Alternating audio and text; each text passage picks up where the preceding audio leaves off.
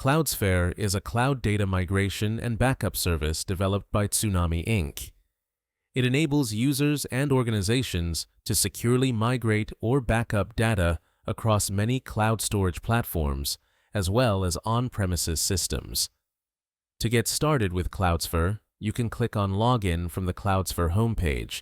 That will take you to the Cloudsfer application window. If you haven't registered to Cloudsfer yet, you can register and start a free evaluation and validate if Cloudsfer meets your migration requirements.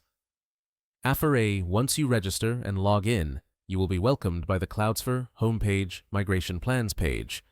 Select the desired source and click on Connect to authenticate and load all the folders from the source system. The same process follows for the target system connection.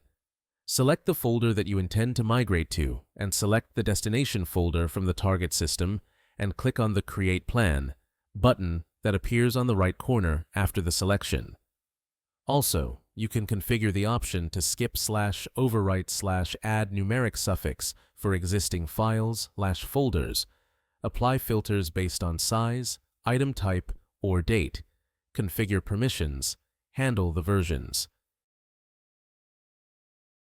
You can create as many plans as you like and trigger them all at once.